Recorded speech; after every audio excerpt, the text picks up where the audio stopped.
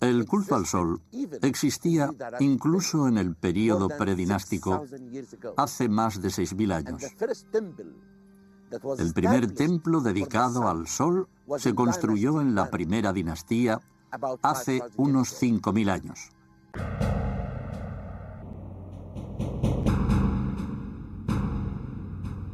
Los antiguos egipcios no sabían exactamente qué era el sol y sin embargo intuían que era el origen de la vida.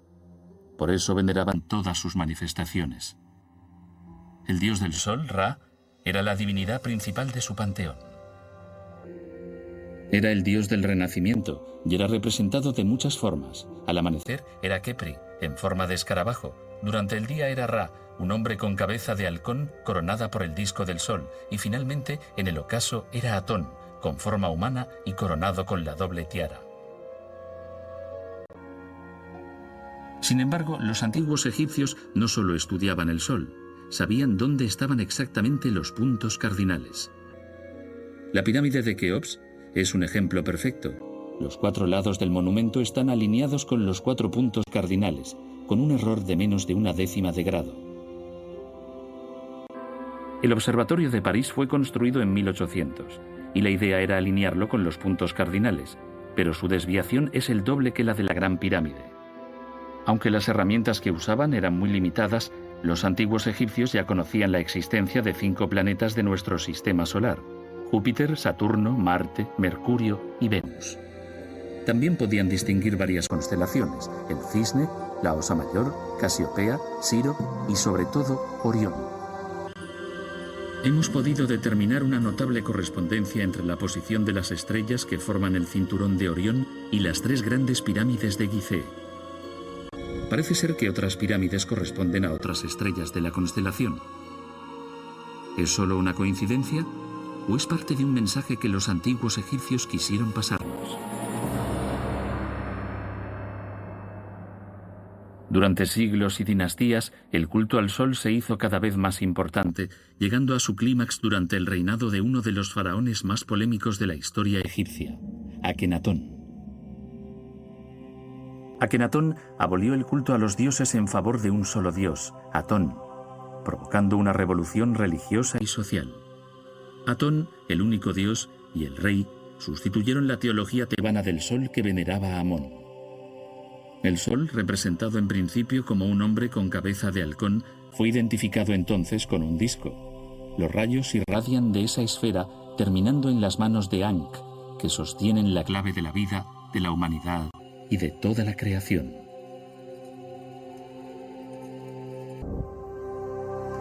¿Qué condujo a que Akenatón rompiera el equilibrio de un sistema?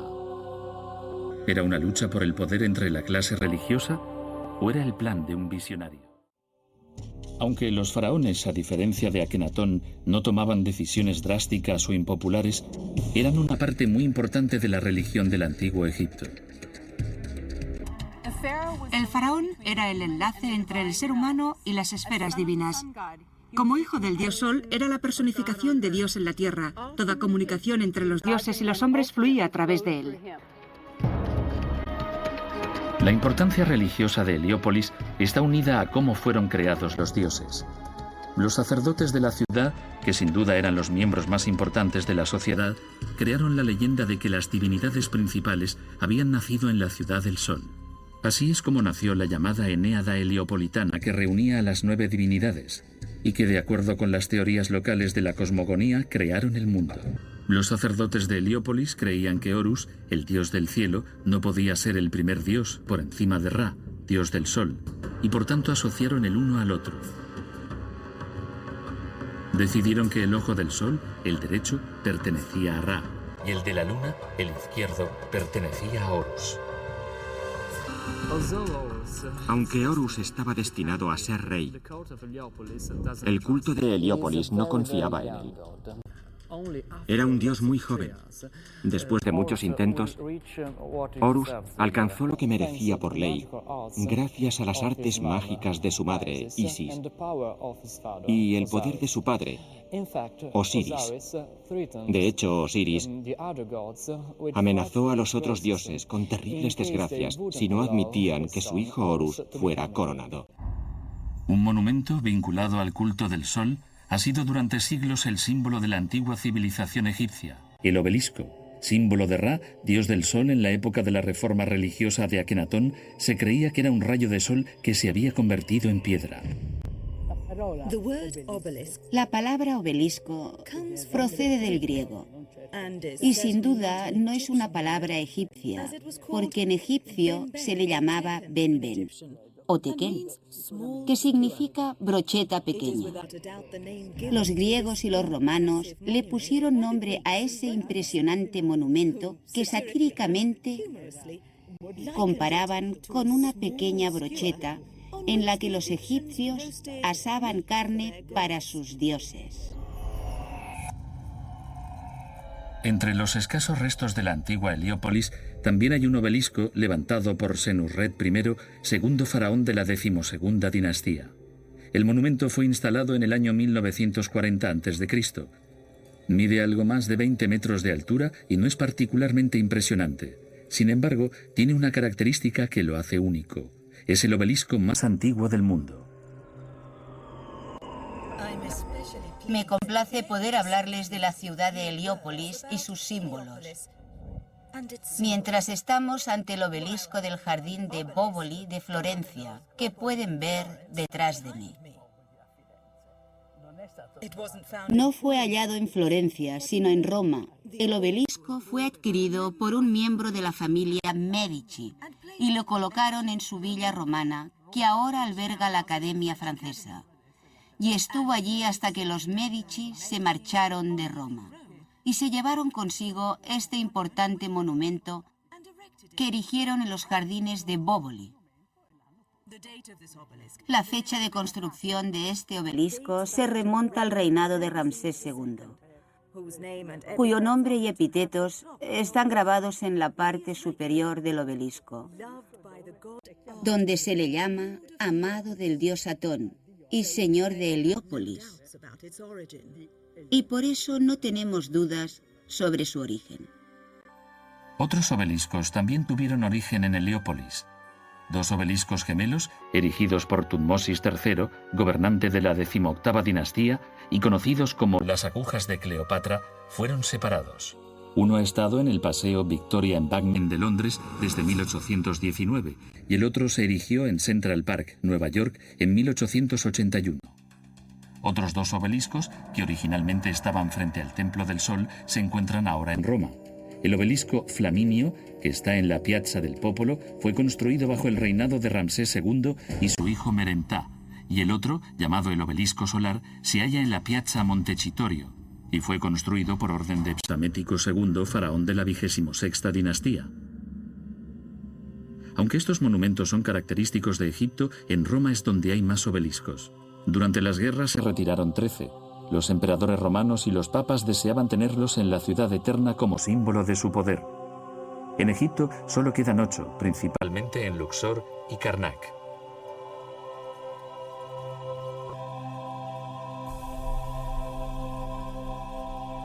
El sol tenía gran relevancia en la antigua cultura egipcia y estaba conectado con muchos aspectos diferentes de la naturaleza.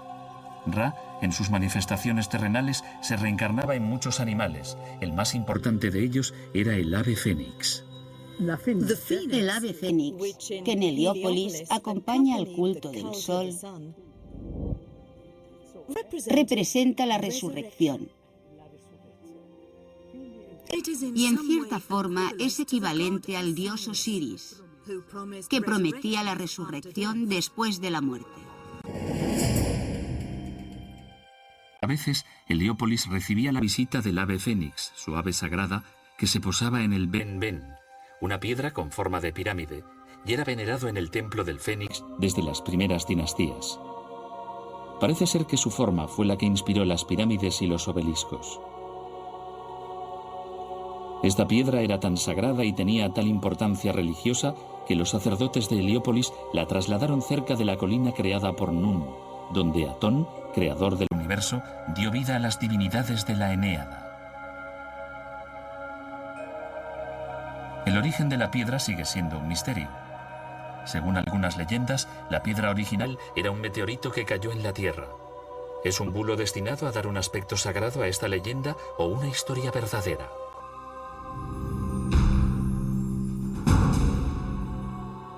Heliópolis llegó a la cumbre de su gloria hace más de 4.500 años, durante el antiguo reino. Pero, ¿qué veían quienes la visitaban por primera vez? Es un lugar de estudio, la primera universidad de la Tierra. La sociedad estaba rígidamente estructurada. Los sacerdotes ostentaban el poder, que casi era ilimitado. Además de dirigir el culto, los sacerdotes de Heliópolis eran astrónomos, responsables de seguir los movimientos de los cuerpos celestes y redactar el calendario de fiestas. El sumo sacerdote de Heliópolis era miembro de la alta sociedad, muy bien considerado por sus conocimientos y responsabilidades. En Heliópolis se construyeron muchos templos dedicados a las divinidades, y ese es el motivo de que la ciudad creciera tanto. La gran calidad de algunos monumentos que han sobrevivido nos da idea de que la ciudad era extraordinariamente bella.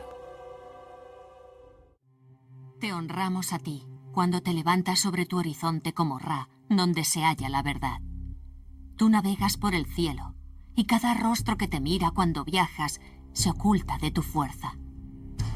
Te muestras por la mañana y por la noche, todos los días. No es difícil hacer hallazgos sorprendentes en los suburbios de El Cairo,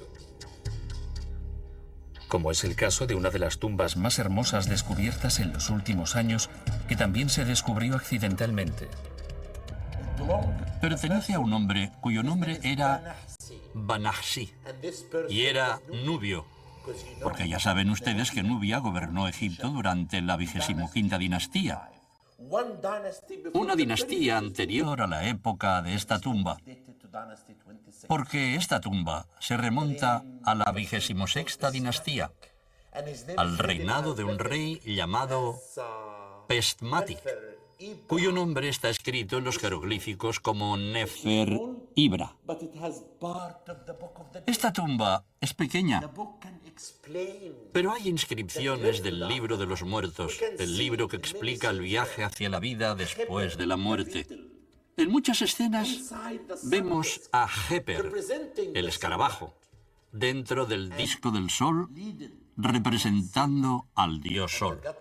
Y Banahsi, conducido por el dios Tod y el dios Ra-Horakhti, se dirige en un bote en busca de la inmortalidad. Pero el lugar más hermoso y la escena más hermosa es la que está en el techo. Es la diosa Nut, la diosa del cielo. Está sujetando el cielo con sus manos. Cada inscripción, los colores, los jeroglíficos, nos cuentan la historia de la búsqueda de la inmortalidad.